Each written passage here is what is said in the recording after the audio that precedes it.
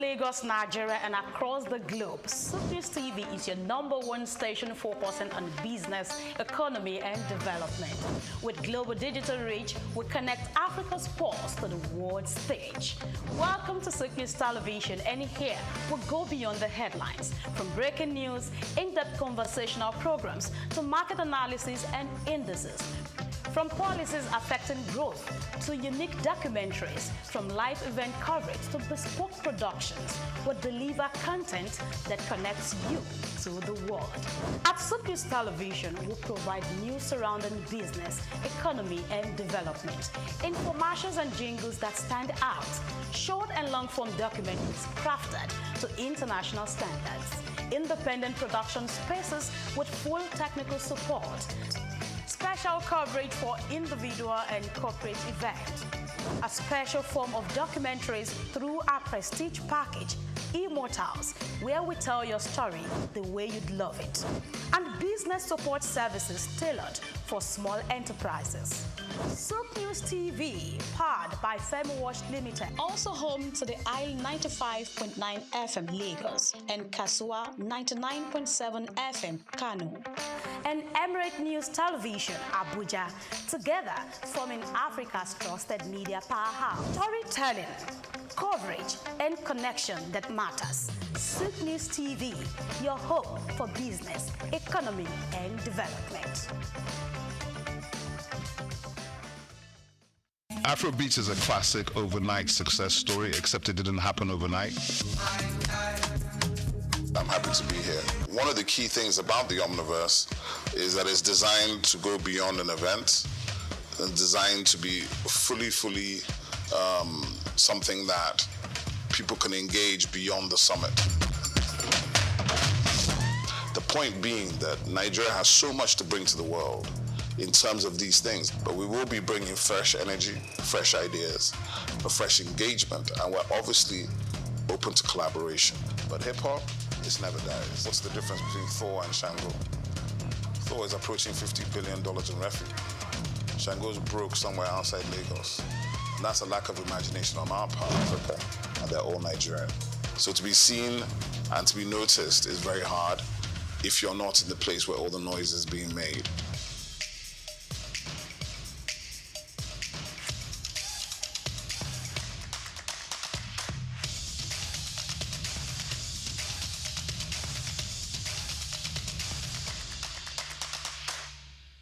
At the Africa Development Studies Center, ADSC, we are committed to driving sustainable growth and development across Africa through innovative training and research. Our mission: empowering leaders, policymakers, and professionals with the tools they need to create lasting change. With customized training, dynamic research programs, and study exchanges on leadership, management, and other critical development topics, ADSC offers a platform for exchanging cutting-edge ideas and global best practices. We provide comprehensive services in research and consultancy, capacity building and training, education programs, publishing and knowledge sharing. Our esteemed faculty, composed of seasoned experts and researchers, ensures a learning experience that is insightful and practical. We specialize in policy development, implementation strategies, and monitoring and evaluation. At ADSC, learning is engaging and enjoyable. Our unique methodology includes talks, interactive exercises, games, video screenings, and lively seminar discussions, all in a comfortable and friendly environment. For more information, email us at info@adstudiescenter.com or call +234 912 039 2362. Visit our website www.adstudiescenter.com to explore our programs and upcoming events. Africa Development Studies Center, rethinking development for Africa.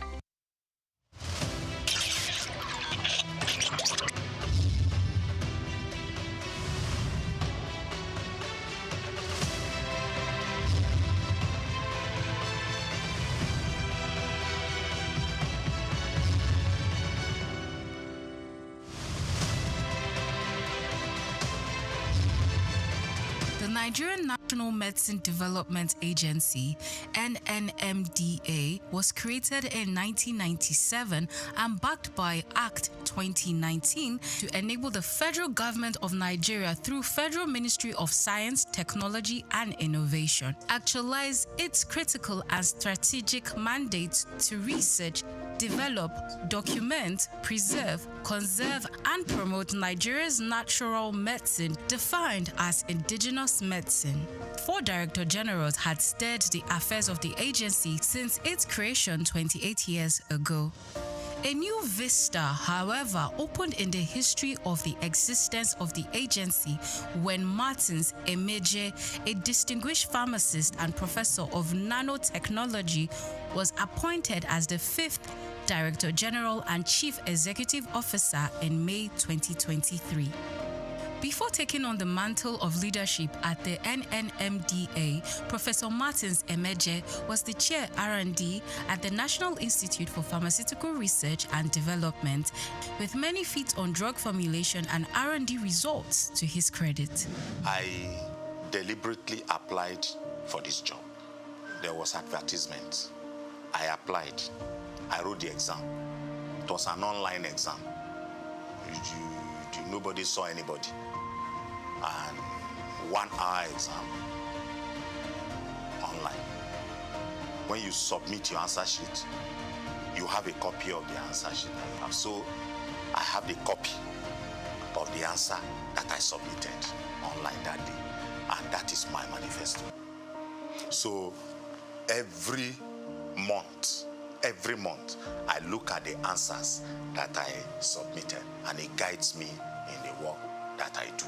As a researcher and proudly the first and only research fellow in Nigeria who is heading a research institute, I know exactly the problems of R&D in Nigeria, because nobody in Nigeria has or is currently heading a research institute, and he went through the rank and file from being a trainee researcher to an intern researcher, an NYSC researcher, and then a research professor. This is the background that I have. Call him a round peg in a round hole, and you won't be wrong, as he hit the ground running, leaving a lot of innovations on his trail, achieving great strides in the areas of education, agriculture, and health, thereby raising the bar in R&D in natural medicine for the agency. From May 2023, when he was appointed, within just a few months, 4 oral solid dosage formulation products were unveiled. My greatest moment actually happened on 8th of March 2024, when the Minister of Innovation, Science and Technology, Chief Naji, came to Lagos in the campus of NNMDA here to launch 4 oral solid dosage forms. It was not just the first time it was happening in NNMDA, the very first time it was happening in Nigeria. We decided that we will go for education as a major target, as a major KPI. And we went for it aggressively and got accreditation to start a 2-year national diploma in natural medicine. So this agency, for the first time in Nigeria, we now have a school of natural medicine. It's never been heard before. It happened in this administration within these 2 years. Within these 2 years too, because the country saw that we had made explosive advancement in this area, we got upgraded to what we call an awarding body for national skills acquisition in traditional medicine.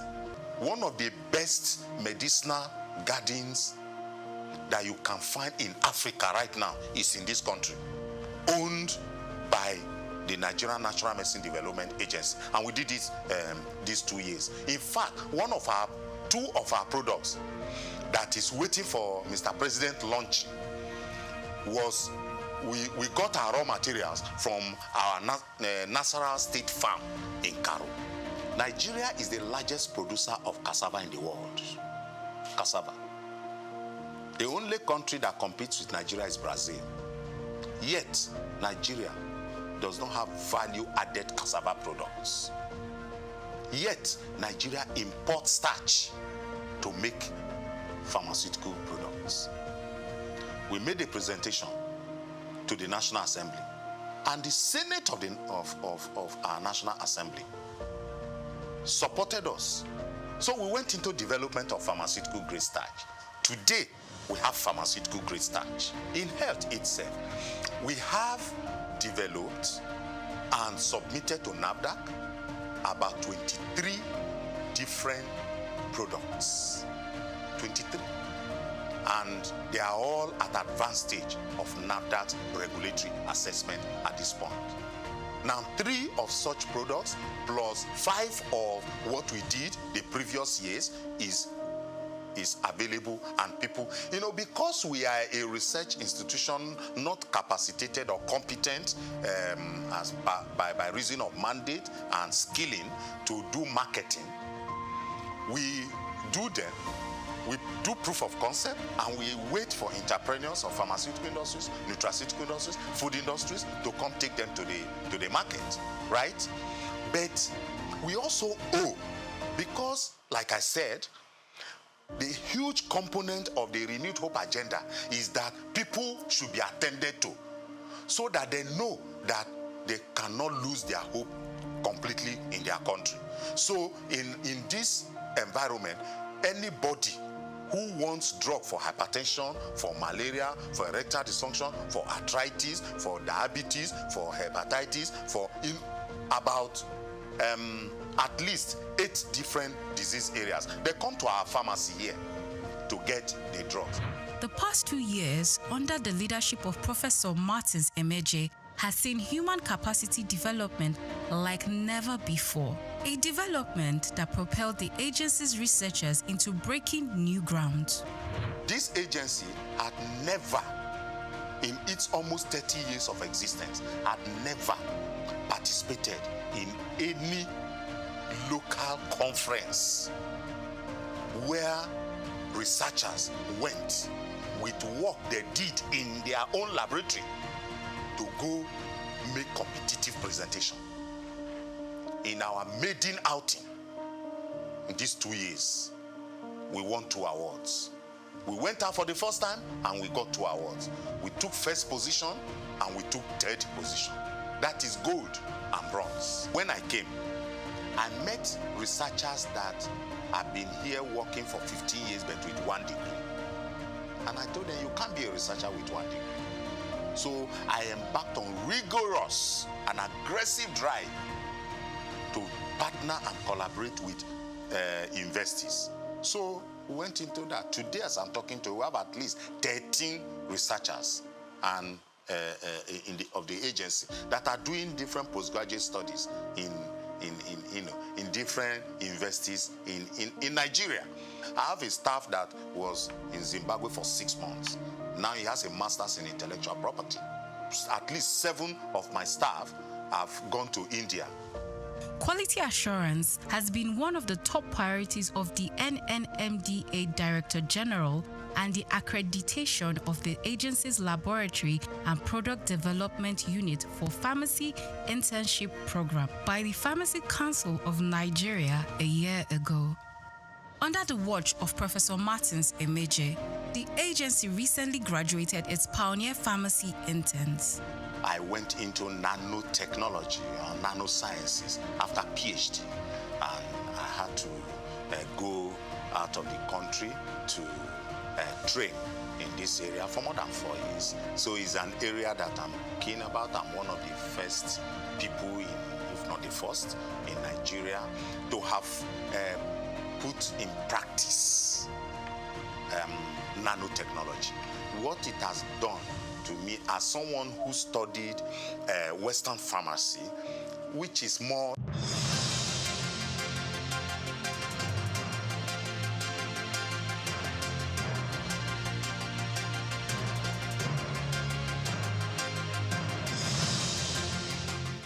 A very good morning to you and welcome to the news updates here on SOUQ News Television. We are reaching you live from our studios in Lagos. I am Grace Komolafe.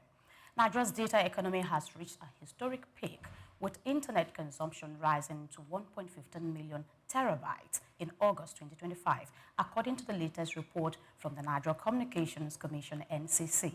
The surge highlights the central role of data in powering Nigerian businesses from fintech to e-commerce, though experts warn that infrastructure deficit could slow the momentum. Between May and August 2025, total data usage jumped from 1.02 million terabytes to 1.15 million terabytes, a 13% rise in 4 months and 31.1% increase since November 2024. Analysts link this sharp growth to increased smartphone penetration, higher streaming demand, and expanding digital commerce following tariff adjustments earlier in the year. Industry experts describe these as one of Nigeria's strongest digital growth phases, with data traffic surpassing 1 million terabytes in May for the first time in 2025. By July, it grew another 8.35% month-on-month to reach 1.13 million terabytes before the peaking in August. Despite growing refining capacity, Nigeria imported about 69% of the 21 billion liters of petrol it consumed between August 2024 and early October 2025, according to data from the Nigeria Midstream and Downstream Petroleum Regulatory Authority.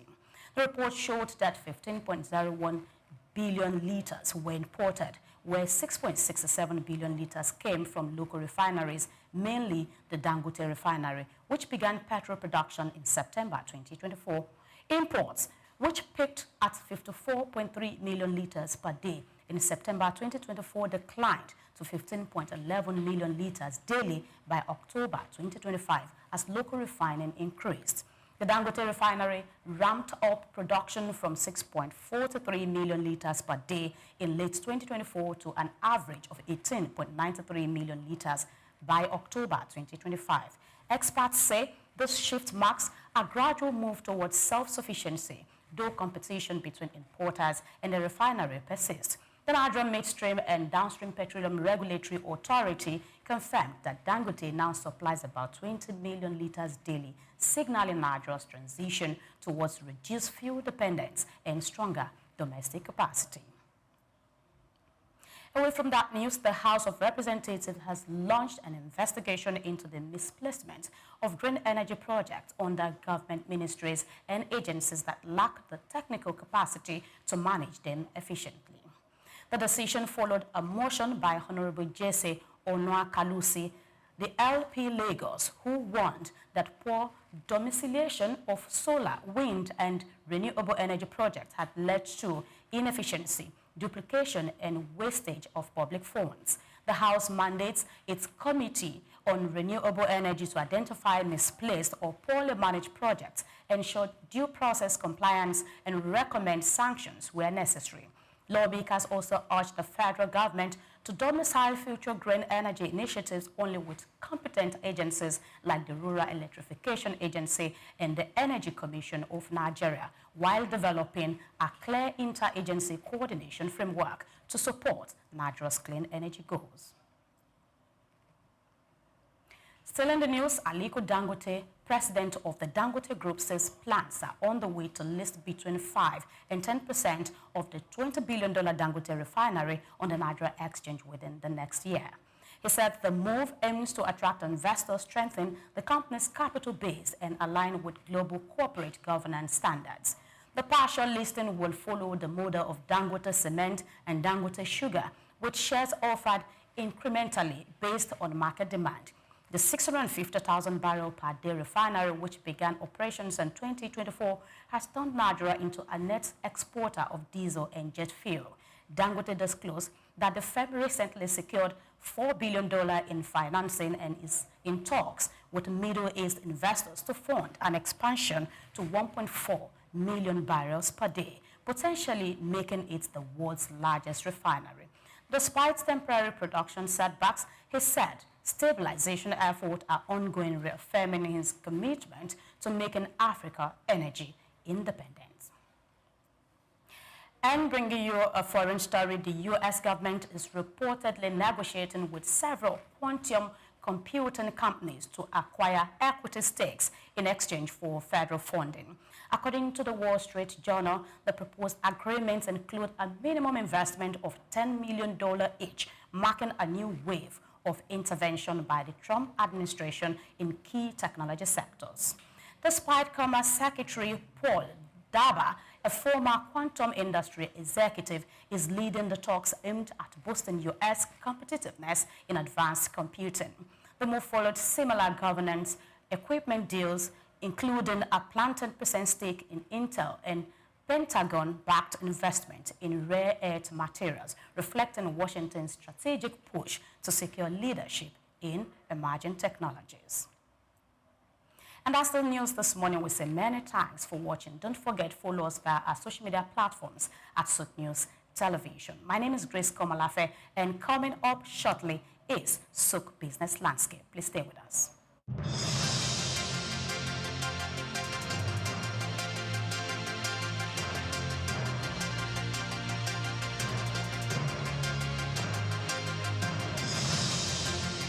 My name is Shino Ogbadegeshin. I'm the CEO of Gozi Micro Insurance. Continue to watch SOUQ News. Adenike Adeyemi, Executive Director of Faith Foundation. Keep watching SOUQ News. My name is Shepherd Michael Adewale Onofuye. I enjoy you all to always watch SOUQ News TV. Hey everyone, Majuli Obaje here representing Gigi. Keep watching SOUQ News, okay? Stay updated with SOUQ News. My name is Aton Kene. I am the head of MSME Banking. Please keep watching SOUQ News and stay glued to SOUQ News. I recommend that more and more people should watch SOUQ News because they deal with business news. Hi, my name is Amaka Wokolo. I am the director of the Faith Institute at Faith Foundation. Keep watching SOUQ News.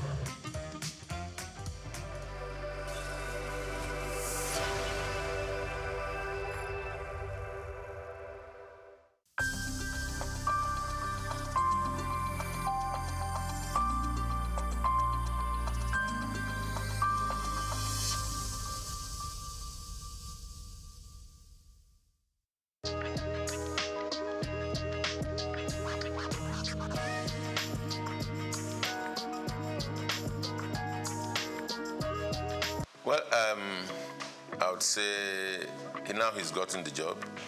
If this question had come before now, I would be able to say that I do not think we need him. But he's there now, so all we need to do is see what best he can do or what best we can do to support him to succeed. Now, going by his previous records, going by all that he's achieved in sports, ordinarily, one wouldn't have said he's the best for the Super Eagles at this time.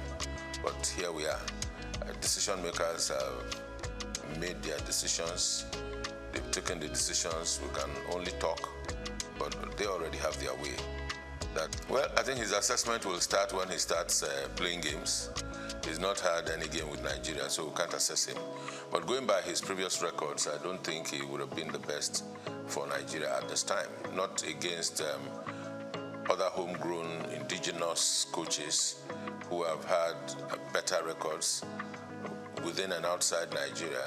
On a scale of 1 to 10, I don't think Shele will fit in at any point. But of course, having him been appointed, all we need to do is give support and see the best that we can get from him, being Nigerians. And of course, at all times, irrespective of whatever decisions are taken, we want Nigeria to excel. Because in Nigeria's excellence, we are proud. In Nigeria's excellence, those of us that are in the media and sporting media, to be precise, we can do business. If Nigeria is not winning, the biggest brand for Nigeria is the Super Eagles, sports-wise.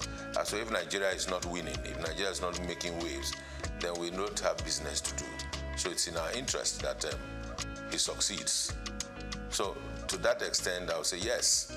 But looking at his appointment, I think it's just a part of the over-politicization of the sporting industry. Power show by the immediate past president of the Football Federation, Melvin Pinnick Amaju.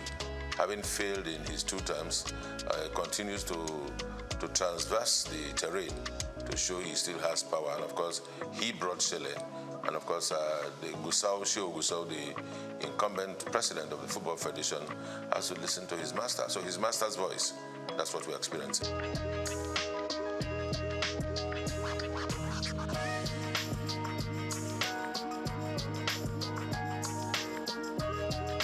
If they like, let them bring the Sadi. You see, there are things about Nigeria and Nigerian sports that should not surprise anybody. Politics are played everywhere, and balancing of acts are played everywhere. Federal character everywhere, and the federal character thing is just all very pretentious things they do. Yeah, it's not for the interest of Nigeria. Just to show that, okay, we've taken somebody from the south, or we've taken one from the west, or we are now taking from the north. Who will take in the north? Let's bring Ahmed Musa. He's calm. He'll be able to talk to the players. What is he going to say to the players? He's past his prime a long time ago. So it's all politics and not in the interest of the nation. I can tell you that. But for Chele going around Europe, yes, he has to. Because everywhere you go, to be the chief coach of the Nigerian national team, senior national team, can be a huge task. Because every day you have Nigerian boys showing up in big leagues, in small clubs, in championship clubs, even around the country. You find players everywhere. Nigeria, I think today, if we are not exporting oil, I think we are exporting footballers to everywhere, even though they are born abroad. I mean, you can imagine this young boy at Arsenal, 17, Ethnan Waneri, and there's Anokoli, there's Ndidi, both at Leicester City. So everywhere you go, you see Nigerian boys showing stuff. So to be the coach of a Nigerian team at the level of Super Eagles is a huge task. One would expect that we should have a scouting department. One would expect that we have a department that should take charge of team psychology. We expect that we have the technical department or the directorate for technical at the Football Federation to be well equipped with people that are sound in mind, sound technically, and have capacity to work and deliver. With all of that put together, then they should be able to advise and situate the coach at a point where he can deliver and work well.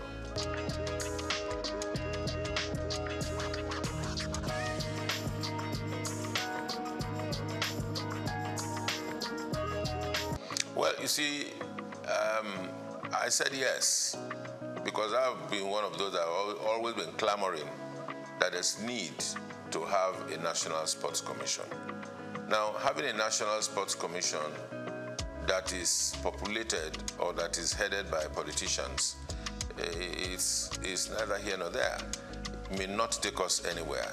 We need to separate our sport. Yes, sports you cannot do away with politics at some level. But in terms of the administration, in terms of the management, in terms of the execution, there's need to be able to separate sports and politics. In the days where we held sway in sports, where the National Sports Commission functioned effectively, all of those that occupied the position as Director General, as directors in the then National Sports Commission, were professionals. If you recall from the days of Abraham Odia, Awotro Eleya, and of course Isaac Akioye, that laid the structure and foundation for a proper National Sports Commission just after the All-Africa Games, was a thoroughbred professional from the University of Ife. And there are other such professionals all about this country. And you need to ask, if we are not able to seek and give these people jobs and give them tasks to deliver, we always will go look for political loyalists to put in positions so that they answer to us. Politics is just, to me these days, it's more like a window for public relations for political parties and individuals that are into politics to express themselves, or maybe also at the same time also reward loyalists. That's what we find. So in terms of the technicalities on administration and management of sports, in its true sense, we're still very far from it.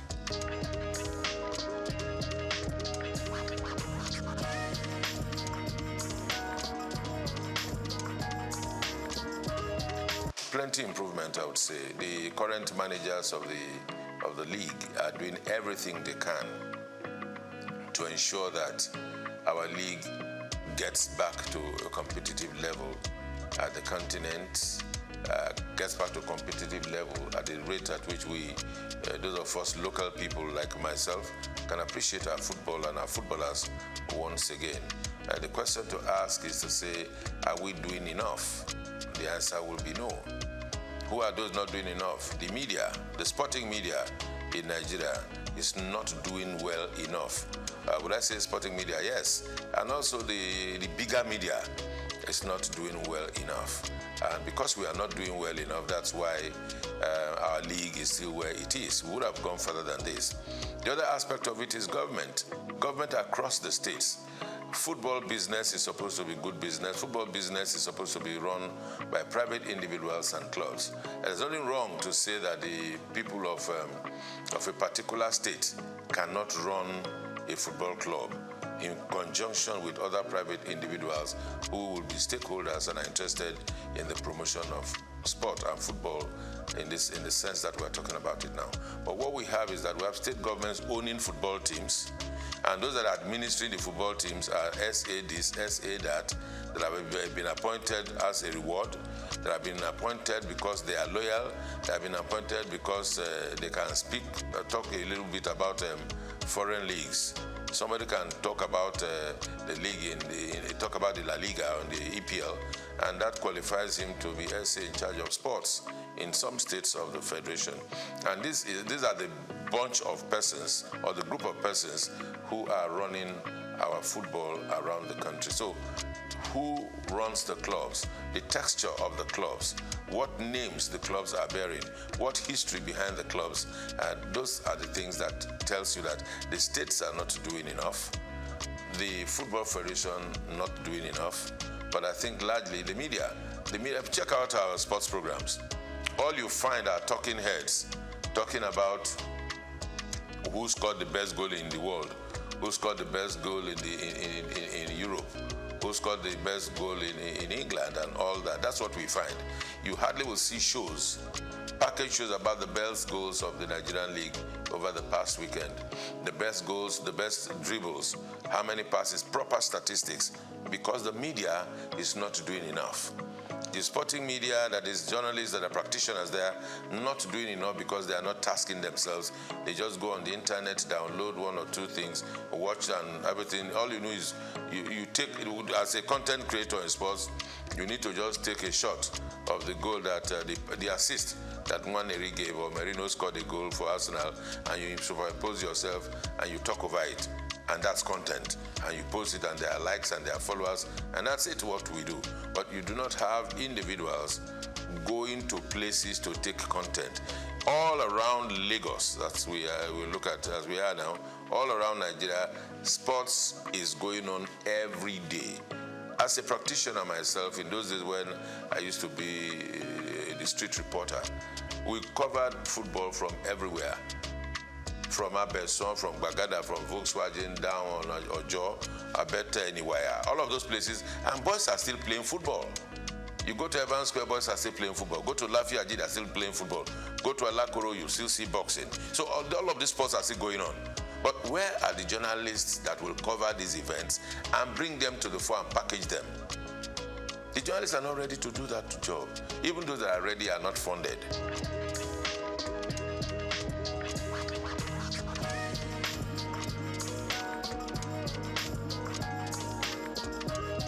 Even those that work are not paid salaries. So everybody is just finding the easy way out, cutting corners and doing their best. Now for our league and our sports to grow, there has to be heavy investment in the media.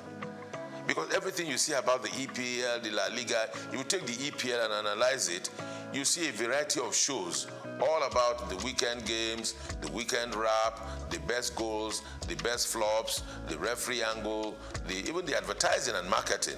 Because when all of this are put in a fray, then people can relate to it.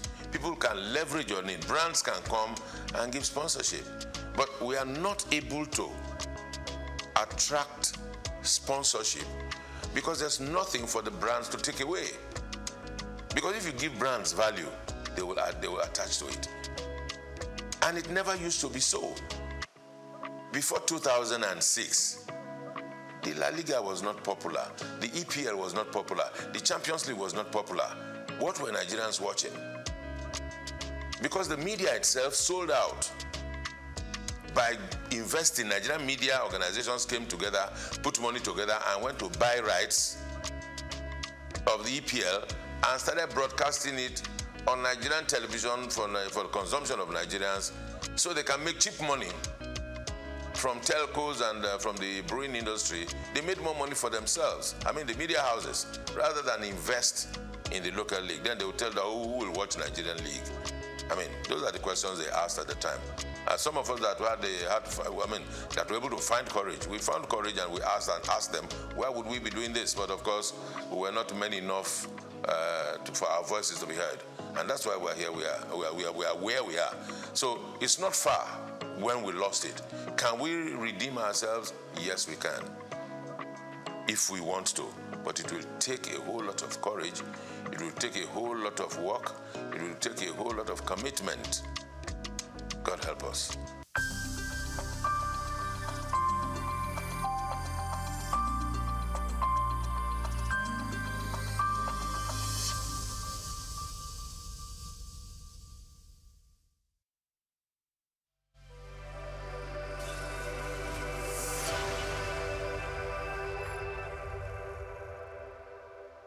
When Emeka talks about black gold, he isn't referring to oil. He buys it in sacks, not barrels. He sells it from a metal shack to customers in Lagos, Nigeria's commercial capital. Charcoal is big business in Africa. He says there's enough money in the charcoal trade to make the wealthy envious in several African countries. Charcoal has fueled Africa's urbanization. It is energy dense and difficult to regulate, much like the cities it powers. Despite concerns about pollution, deforestation, and illicit money flows, charcoal remains indispensable.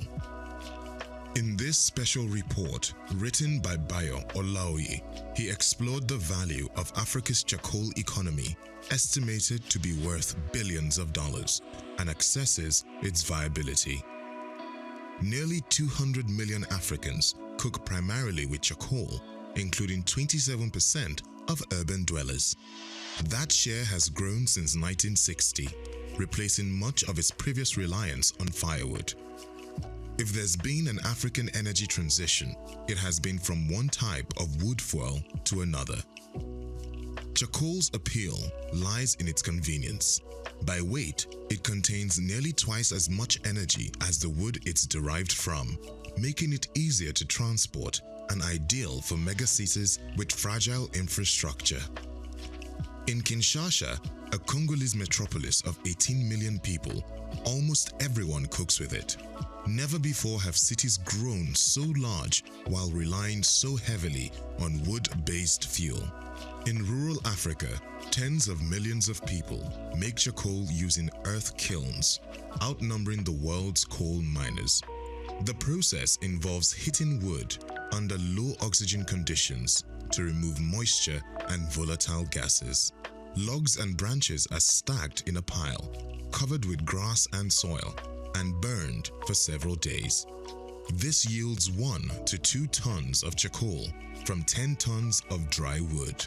The process emits more carbon than simply burning the wood. Much of the raw wood is free, harvested from farmers' own land or from forests. Many charcoal producers are farmers selling to traders when in need of cash. Others are entrepreneurs who bring in work teams, distribute chainsaws, and pay off landowners or local chiefs. Locals often complain about outsiders cutting down their trees. In Kenya and Uganda, vigilantes have even attacked charcoal trucks. Africa's charcoal trade is estimated to be worth tens of billions of dollars, possibly more than the continent earns from cocoa or coffee. The money trail often leads to soldiers or government officials. The United Nations Security Council banned charcoal exports from Somalia because jihadists were earning millions by exporting it to the Gulf, where shisha smokers prize the aroma of acacia wood. Charcoal production leaves destruction in its wake. In Mozambique's Mabalane district, 2/3 of the woodland was affected by charcoal harvesting in the decade leading to 2018, according to one study. To mitigate the damage, governments oscillate between legalizing the trade through licensing and forest management and banning it outright. Sudden bans, however, often fuel a black market. Enforcement becomes a chaotic negotiation involving traders, officials, police, soldiers, and local communities. Lorry drivers move at night and pay bribes to checkpoints. In Uganda, where charcoal production is banned, it's smuggled across the border and transported under official seals from South Sudan. Other policies promote clean cooking. Liquid petroleum gas, LPG, which burns cleaner than charcoal, is exempted from VAT in Kenya. Some companies have introduced metered gas canisters so consumers can pay as they go, easing upfront costs. Today, more than half of urban Kenyans use LPG as their main cooking fuel. Bond Manufacturing, a company known for efficient stoves, has stopped selling its charcoal models and now promotes electric stoves subsidized by carbon credits. Experts say charcoal is on the decline in Kenya, though it remains prevalent in countries like Madagascar and Zambia, where alternatives are limited. Phasing out charcoal will have economic consequences. The trade is informal and decentralized, while gas is distributed through large firms and creates fewer jobs. Charcoal provides roughly 275 workdays per terajoule consumed, compared with 95 for electricity and 15 for LPG. Gas imports also strained foreign currency reserves. For now, most consumers juggle multiple energy sources. Charcoal production in Africa is still growing at about 2% annually. But one thing is clear: as long as there is the ghetto, there will always be charcoal. I'm Moyosore Adebi for SOUQ News TV. Fellow Nigerians, did you know that constituency and executive projects in your communities are not gifts from your legislators? They are projects sponsored by the legislators and funded by the federal government to improve your life and the lives of those around you. These projects belong to you. Without your vigilance, they might never be completed. Don't allow them to fade away into unfulfilled promises. Stand up, take ownership, monitor their progress, demand accountability, and report concerns to ICPC. Call our toll-free line now on 0800 2255 4272 or WhatsApp only on 0806 656 4726. This message is brought to you by the Independent Corrupt Practices and Other Related Offences Commission, ICPC, with support from MacArthur Foundation and the Center for Democracy and Development in Africa, CDD. Take Nigeria because it's the mind that needs to first of all be rebranded.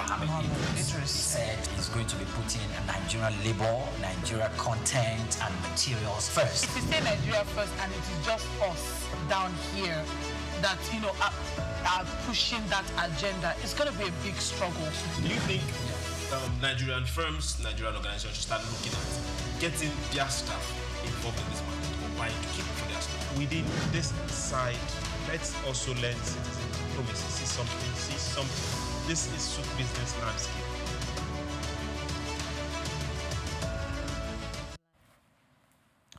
A very good morning to you and welcome to SOUQ Business Landscape, your weekly window into Africa's dynamic world of business, economy and development. On the program, we go beyond the headlines to examine how government policies, market movements, corporate decisions and global shifts shape economic future, from energy reforms and capital market performance to maritime innovation and industrial transformation.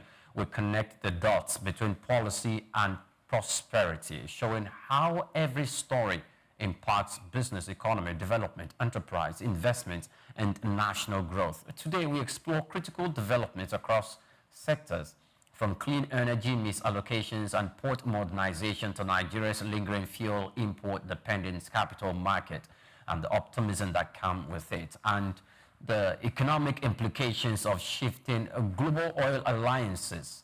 We're in Priya Krumale, and this is SOUQ Business Landscape, where we decode business for development. And I'm not here by myself. Hello, Swift. Hey, good morning, Priya. How you doing? I'm okay. I like the way you're dressed today. Are you having a meeting with the minister? You say that all the time. You know, I'm serious. You have to start saying this in faith. And you are... Because I'm like a prophet. I don't just speak. Okay, prophetess. Good morning, Nigeria. Good morning, Africa. And good morning, world. They say that only a man who refuses to try stays where he is. Success is an amount of trials, and failures. Welcome to SOUQ Business Landscape today, where we're going to be discussing everything that has to do with you, the economy, and how to move it forward. My name is Swift Aderito. We're going to be having a fantastic conversation. Great. We will be having a fantastic conversation. And please do not forget, we have Ayanuba Uluagbenga Paul. I hope he has joined us because he'll be joining us virtually. Okay, so in the course of the program, he will, sneak in, but we are going to let you know when he sneaks in. Then we'll begin to have the robust conversation that we will be having this morning. But let me intimate you a little bit further on what we will be talking about today, if time affords us the luxury of talking about all our 8 stories. First of all, Nigeria's clean energy sector stands at a critical juncture.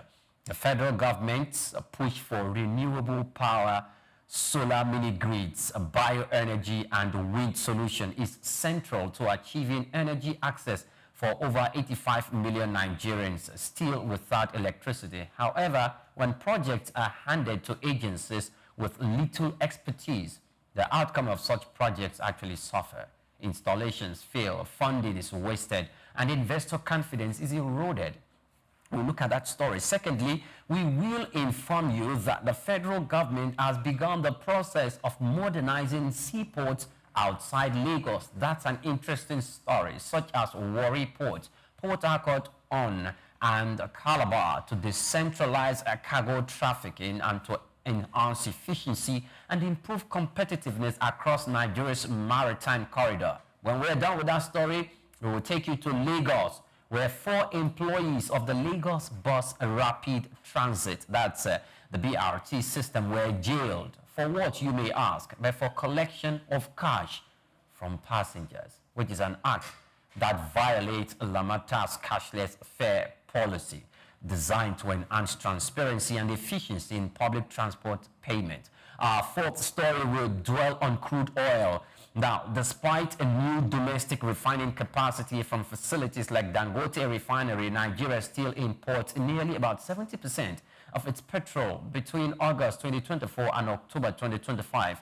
The data reveals that the country's path to self-sufficiency in refined product remains long and uncertain. Then we will take you to the Nigerian Exchange. Africa's richest man, Aliko Dangote, plans to list up to 10% of his multi-billion-dollar refinery on the Nigerian Exchange within the next 12 months, a move aimed at attracting fresh capital and broadening ownership. Still on the Nigerian Exchange, we experienced a bullish rally with investors earning 1.45 trillion naira in a single day due to strong performance from top-tier stocks like Dangote Cement, NASCO, and Transcore Hotels. The Nigerian National Petroleum Company Limited, NNPC, also reported a sharp decline in revenue and reports for September 2025, largely due to crude theft, production shortfalls, and global oil market volatility. We'll also look at the Nigerian National Petroleum Company Limited, which actually reported a decline in the month of September in 2025. I already mentioned that specific story, so I am waiting to get to the last story. That way I can tell you. Of course, it's going to be India, where plans to cut its import of Russian crude following new U.S. sanctions targeting Moscow's largest oil producers. The move disrupts global oil trade patterns and could reshape energy supply dynamics, especially for emerging economies like Nigeria, like Angola, like Algeria. These are the stories we will be looking at if we have the luxury of time. You know what? Let's go on a break. When we return, we hit the ground running. Do stay with us. Take Nigeria because it's the mind that needs to first of all be rebranded. Minister said he's going to be putting Nigerian labor, Nigeria content and materials first. If you say Nigeria first and it is just us down here that, are pushing that agenda, it's going to be a big struggle. Do you think Nigerian firms, Nigerian organizations should start looking at getting their staff involved in this market or buying to keep for their staff? Within this side, let's also learn citizen diplomacy. See something. This is SOUQ business landscape. Welcome back. Many thanks for joining us on the show. Now we have Ayanuba Oluwagbenga Paul. He has joined us virtually. I know I told you he was going to sneak in during the program, and now he's here, but I'm not going to keep it under the carpet. Hello, Benga. Welcome. It's good to have you again this week. Hello, good morning. Thank you for having me once again, and I'm sorry for dressing so casually. I've been on the road anchoring some social events, so I didn't pack ties. Oh, great. Benga, you are making money. You should make money. That's one of the parts of this program on this television station. It's on business, economy, development. Please go ahead and make money. You don't need to put on a suit and tie like Oyimprie before we make money. Yes, exactly. This way like Swift. What I like about Benga is the fact that he's multitasking. Now in Nigeria, I was chatting with a friend of mine in the US, and he was telling me, because he works at the aviation center, and he was telling me that, he's at his second job right now at a restaurant. And I was like, wow, I like the hustle spirit in America, in Canada, in Europe. That's something that we really can't do. It's hard to see you after being on air, go to a restaurant and clean or serve. But in America, yes, you can do 2 jobs. After I had my TV job, it's okay to see me at a popular restaurant selling food, and everybody knows, that's my second job, or that's my 3rd job. Great. I think it's something we should encourage. Benga, you are inspiring a lot of people out there. Yeah, so let's keep it coming. You're very much welcome. Now let's get to our job for the day.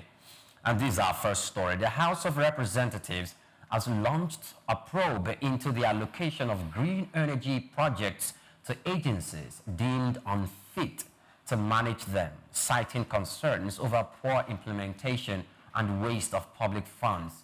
This followed the adoption of a motion of urgent public importance on Wednesday, sponsored by Honorable Jesse Onu-Akalusi, who represents Oshodi's Solo 2 federal constituency in Lagos. Lawmakers warned that assigning such critical projects to inappropriate entities could sabotage Nigeria's clean energy goals. The federal government has continued to fund various renewable energy projects across the country through the MDAs, targeting improved access to clean power in rural and underserved areas. However, the House said the current trend could undermine the efforts of the government to reduce emission, promote sustainability, and deliver real value to citizens. I mean, Swift. Yes. And Benga, I see renewable energy and green energy, they are frontiers where not only Nigeria, but most African countries are new to. And if the government, after collecting some form of loan, some form of grants, and some form of, will I say, goodwill or benevolent disposition from other countries or multilateral agencies to build renewable energy plants or facilities across the country so that we can consolidate megawatts of electricity generation and reduce some of the pressure we had on the national grid. And these funds are not, efficiently spent or disbursed, or they are not, given the right attention for us to have the required result. Doesn't that prick your heart? Let me begin with Benga. Okay. Hello, Benga, are you there? Yes, I'm with you. Yes. Okay. Sorry for the mix-up. The network is acting up a bit. All right. Can you hear me now? Loud yes, and clear. Come. All right, this issue about the clean energy project or misplacement of projects has been an issue for a long time. And thank God that Nigerian media houses have not been keeping quiet for a long time. I think now that the Senate have decided to look into it, it's a good move. One of the challenge that I feel we have with that issue is because the Senate too cannot pretend they don't know some of these things, even though the major culprits are the civil servants in charge of preparing this budget in the budget and planning office. But you can't blame many of those civil servants because it is usually senators, House of Rep members, or politicians that will go and meet them and say, I have this project I want to do, or this project that they want to make a constituency project. Where do we push it to? And it is these people in budget and plan that will advise them and say, push it here, push it there. And pushing project that has to do with green energy in the wrong department, the challenge I've seen over time is shoddy jobs being done, jobs that do not meet standard or that do not meet specification of the need, or placed in places where, okay, for example, this project is more needed in Imo, but you are finding that project in Taraba. This project is more needed in Taraba. You are finding the project in Lagos or Oyo where it is not needed. And this misplacement ends up being a waste of government fund, because something that should have solved a real problem in Taraba or in Owerri or somewhere is being done somewhere else where it is not needed at all. So it's a good one that they do not just probe misallocation of green energy projects, but all projects. They should be able to probe all projects to know that every project in the budget is placed in the proper places where they are needed, and for the proper purposes and the proper agencies that can handle them appropriately to ensure that quality is delivered. Great. Nice. So swift. Okay, so when I saw the news, I was very upset because I remember in March or so, $950 million was given for green energy projects, and it was given for us to be able to build facilities for green energy projects. And now this information is telling us the misappropriation of funds, not just to companies, to people, to agencies who are not capable of building those facilities. Now that means that you are a TV host and I go and give you a job to go and build a house like an architect. I will outsource it.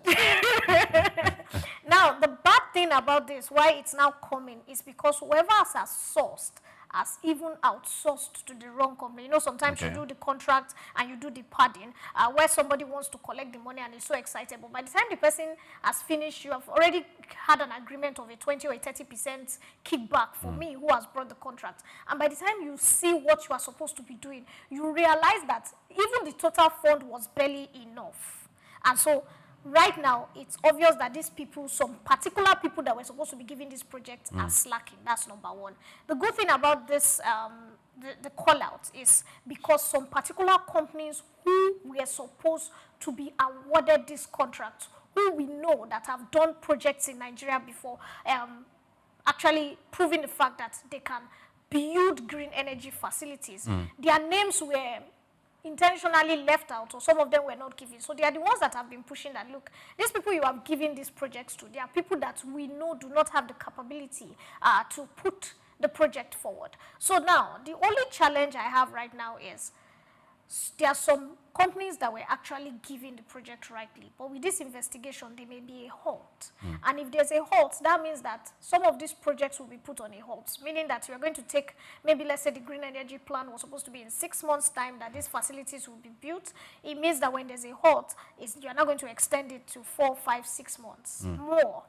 But it is good for transparency that this investigation is carried out. It is critical. I don't just want there to be transparency. I want people to go to jail. I'm so sorry. Because over the years since I was born, We have seen our parents complain, oh, they gave the contract to that company and that's the reason why Nigeria is where it is. People need to be accountable. Okay. If you are a farmer and you go and take up oil and gas, you should be jailed. If you are jailed, then the next time that a farm project comes up, an architect will not run there if he knows he doesn't have the capability. And this other thing of outsourcing, the Nigerian, for big projects, we need to stop it. We need to stop giving certain names projects to outsource. It should become illegal. If your company cannot do it from start to finish, there's no reason why in the first instance you should be awarded the contract. In fact, there should be a law. If you are awarded that contract and your own company cannot do it from start to finish, then it should be a jailable offense or you should be asked to refund the money. All right. So okay. that's my take on this. Great. But before we leave this story, Oluwagbinga, now, do remember that some of this funding for this climate financing that we got are multilateral agencies, and some of them gave out of support. Some of them we borrowed, and others no budget. So, is this going to? Is there any tendency for some of these multilateral agents who might have intention to further, extend this goodwill to Nigeria and to see this money grow in these specific areas, or maybe prospective investors who are eyeing the green energy sector witnessing stories like this? It's not good for the country, and it's not good for our infrastructural development across the country. So how can we pacify some of these investors that are still out there, and so that they are not deterred or draw back from stories like this? Well, I believe that they ought not to have waited till this period, and I believe that some of the in-house cleaning should be done without necessarily involving the media.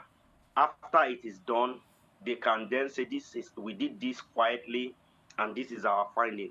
It's better than we are going to do this, you know, in terms of cleaning house, because when you do it quietly, not only will you catch the corporate unaware and be able to get more juice, more information out of them, but you are also able to get the job done better in your investigation and the rest. And then by the time you come out and you say, these are our findings, these are the next steps, that will give investors confidence that, somebody can come and change the narrative now because you say you are about to start, and somebody will come and say you are just going out there to witch hunt certain people because they are the one handling this project, and because you don't like them, and because you have not started at all, they can, cause all forms of commotion that will make the investors in that space to be fearful that, oh, if I should invest my money or help this nation, is this what is going to happen? But if you have done the job quietly and you come out to say, oh, this is the investigation we have carried out and this is our finding, it's a different kettle of fish entirely. So I believe that rather than trying to sensationalize us by giving us this information before taking the steps, I think the better thing to do is to take the step, show us the results, and say, based on this result that our finding, these are the next steps we are taking. That will make everybody to be satisfied, both the curious cat and also the investors. And also, it will help you to get more information, more juice from these parastatals and organizations. And at the end of the day, to be a win-win for everybody, for the nation, because investors' confidence is maintained, for the agency, because the cleanup you want to do there, you are able to achieve it, and then for the people, the trust in government is boosted. So I think that's how I feel they should have gone about this matter. Thank you so much, Oluwagbinga. Now, let's jump to our next story without a further ado. The federal government has kicked off the procurement process for the modernization of seaports outside Lagos, aiming to ensure more balanced growth across Nigeria's maritime sector. Minister of Marine and Blue Economy, Adegboyega Oyetola, made this known on Wednesday during the 2025 Chartered Institute of Logistics and Transport Nigeria conference held in the commercial city of Lagos. He was represented by NPA boss Dr. Abubakar Dansoho. Oyetola said that upgrades would focus on boosting infrastructure, increasing cargo handling efficiency, and expanding port capacity to meet international benchmarks, especially as the country works to unlock the full potential of its blue economy. Now, Benga and Swift, I am excited about this story because if you ask Olumide, if you ask Chooks, they know me. I am after the government decongesting Lagos State as the center for where ships will come and berth, for where imported goods or equipment will always come as the only destination that we have in Nigeria. That itself has translated to port congestion, inefficiency in port activities, and in spite of the progress that we have made in Lagos, and in spite of the income that the state government and the federal government is earning through the ports in Lagos, it does not actually open up, give us the picture of what Lagos can do more, because the congestion is actually, holding down the potential of Lagos. But if we have the same ports who are domiciled in other parts of the country, like in Delta State, in Warri, in Port Harcourt, and in other states, in Calabar as well, then we can begin to experience efficiency. We can begin to experience reduction in logistics movement, because sometimes you stay where you live in Calabar or in Onitsha or Abia, and you are importing into Nigeria, and the goods that you are importing come straight to Lagos. Then you are going to spend more money, lots of money, to get trucks to transport these goods from Lagos down to the southeastern part of the country or the southern part of the country, as the case may be. And that in itself, increase the price of doing business, increase the cost of doing business, increase also the amount for which these goods are sold. But if we have these ports functioning at the level for which we have the ports in Lagos functioning, where we can have goods shipped from other parts of the world straight to Warri, straight to Port Harcourt and to Calabar, then I think we'll be getting there. And the benefits are immense. Now, I don't just want to continue like that. Let me bring in Benga. What do you think? This story, do you think we are heading towards a positive turn? Or is it just going to be a word of mouth and we are not going to see the physical transformation? Okay, Benga. So I would say this, that it's obvious that a lot of people have been agitating for this. I had the privilege of growing up. I think I did primary school in Warri. I had the privilege of growing up in Warri, and when we were younger, the ports in Warri were working. You sit down and you go.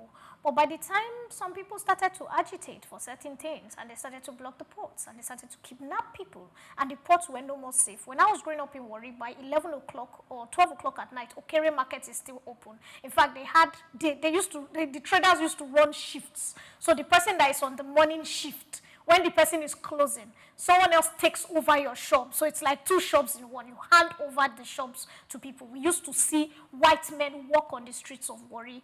In fact, they were all over the place. What happened to this? Insecurity. So sometimes, as much as we want to push it to Lagos and Lagos ports, let's also Nigerians, because they say if you fail to learn from history, history will repeat itself, or what has, tarnished you before will repeat itself. Now that the federal government is doing this, because Tinubu's administration, they promised that they were going to open the ports in different areas because they wanted development all over Nigeria. Kudos. But what are the security stands other states are taking? Shout out to people in Calabar. We saw the governor take out his time, say the Calabar state government is investing this in our ports, because we don't just want our ports working. We want our ports functional. In fact, even brag that what they are thinking of doing in Calabar, they want their ports even better, of a higher standard than what is in Lagos. Kudos, that's what we want to see. Now, the good thing about this is job creation. I'm very into job creation in regions. So, for example, the port starts to work in Calabar. I'm looking at people leaving, like what used to happen in those days. When you graduate from Lagos, you leave Lagos to go to Warri to write PTI. If you studied engineering or anything, science related, you have to go and do PTI exams. You go and do that for 6 months. You were writing exams for Shell, Schlumberger, all that in Warri, not in Lagos. It was all this that made people start to come to Lagos for jobs. And so if the port starts to work, you're looking at a shift from the west there, from the north there, from the east there, to any places that they are working. So that job creation is important for me. Okay. Secondly, for investors' confidence, a lot of foreign investors want to invest in certain places. So for example, Calabar, Port Harcourt, we had the Tinkan Island, which people have complained that, due to government's decadence has gone down. Imagine the ports working and the resort, the Ogudu Cattle Ranch, which is an amazing artifact, is brought back to life. That will bring tourism. It won't just bring the ports. It will bring tourism and it will bring revenue, which is what the federal government is pushing at. But this is where it lies. It lies with the people of those states to ensure that their ports are secured. Kidnapping is stopped and a lot of other things. Like shout out to the Edo state government. A law has been passed. If you are caught in the middle of kidnap or armed robbery, your father's house is destroyed. So the whole idea is parents who used to... What if your father yes. doesn't have a house? So in those days, parents who used to harbor their children, every Benin man has a house. If you don't build one, your father gives you one. Right. It's an inheritance of Igyobe. Now, let me not be fallacious, but most. Now, the idea is... Over the years, security agencies have learned that the people who harbor criminals are their family members because of emotional sentiments. If you now know that your cousin's house or your father's house can be destroyed, when you have a cousin who you know is into criminal activity, you are the one who will go and report to the government, thereby cleaning up the environment to stop all this. So for me, it's not just the excitement of the ports coming. Good one. The next step is what are the people there doing? Because if it's not safe, it's a waste of the federal government's money. We have seen ports, we have seen standardized buildings that are not doing anything. Infrastructure, look at the Ajakuta Steel Complex. All right, great. What is it doing with all the money that's been put in it? I'm glad Benga is back. But one thing I always want not to always tolerate is that the Niger Delta, the insecurity in the Niger Delta was part of the reasons why the national infrastructure, such as the port facilities, were left derelict and neglected in that part of town. And Lagos is so safe, and every other part of the country is so safe. That is why you have business boom in there. I don't really buy that. I believe since Yaradua's administration, the level of insecurity in the Niger Delta reduced. Jonathan came in, it reduced the more. And the reduction of the level of insecurity in the Niger Delta, I will say, must have got to 85% now. So I am glad, if it's good news to my ears, that the Tinubu administration is mooting this idea. My thought is, please let it not just be word of mouth. Let action take place. Oluwabenga. Yes. Well, so let me start by on your piece in Niger Delta. Since 2007, how long have you lived in Niger Delta? And if you have lived in Niger Delta, have you lived as a business owner in Niger Delta? I mean, business owner of large resorts that controls a lot of logistics, in fact, Niger Delta is even better. The southeast is the worst for it. Let me give you an example. There is this permit for if you have trucks on the road, either wet cargo truck or dry cargo trucks on the road. There is this national permit that they collect. I've forgotten the name they give to it by government. Once you collect it, anywhere you go to in the nation, you are covered. Your waste basket, your hackney permit, your kinikon, But if you go anywhere in the southwest and you show your permit that you have collected all the necessary permits at once with the national body, they will let you go. The same thing if you go anywhere in the north, they will let you go. But most states in the southeast and the southeast especially, from state to state that you get to, the local tax force who will tell you that they are from the government, in fact, sometimes from one local government to the other, they will stop you and still say you must pay for their own. Meanwhile, under the law, that I've forgotten, I don't know why I've forgotten the name. When I was still working as an admin officer in one company like that, it's our job to procure that document for all our vehicles. And we have about, I think, 500 both dry cargo and wet cargo vehicles that travel as far as Mauritania, and as far as Cameroon to deliver goods back then, But what we have observed during that time is that when our vehicles travel in southwest, when they travel in the north, they are not stopped by any local vigilante or local group saying that you need to now collect another of that same document. But in the east, they don't just stop our vehicle from state to state. Sometimes they stop our vehicle from local government to local government within the same state, such that because of the time wastage and the delay, we have to pay again for what we have paid already. And you see, this does not make business friendly. And that is why, for me, I mean, you heard Scripps made analysis as to how people used to go to Warri before to go and write exam. Warri was the hub of anything that has to do with petroleum industry back in the day. But what happened? Insecurity. When they started kidnapping the expatriates, many of the companies decided to relocate to safer zones and to say that there is business boom everywhere else in Nigeria. No, there is only business boom in few cities in Nigeria where peace is assured, and the few cities where you could stay properly and it is reflecting in their revenue generation, that because of peace is, you can talk about Lagos, you can talk maybe about Abuja, and in the north maybe you can talk about Kano State. But you can't say the same thing about Yobe State where there is constant insecurity. You can't say the same thing about many other states in the north where there is constant insecurity. So what I'm saying in essence is that apart from infrastructure, like Sweet said in rounding up her thoughts earlier on, apart from infrastructure, people attitude, the government needs to, that's the state government from state to state in all this area, need to re-educate their people, resensitize their people on the need, why they need to cooperate with some of these investors. Because if the government upgrades the facilities in those areas to the highest standard, in those seaports to the highest standard, if the businessmen who bring their cargo into the seaport refuse to go to that seaport, government cannot force them to go to the seaport, because at the end of the day, it is the businessmen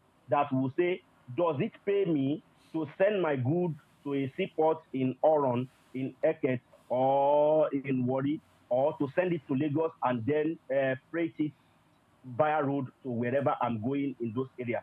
Will it pay me? And if government try to say they want to force them, blah blah blah. When they did that during some previous administration, you saw how many of our goods were going to Togo ports and then they were being evacuated by road into Nigeria.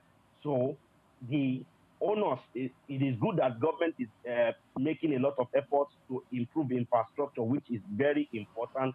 But then you need to spend a lot more money to do sensitization of the people.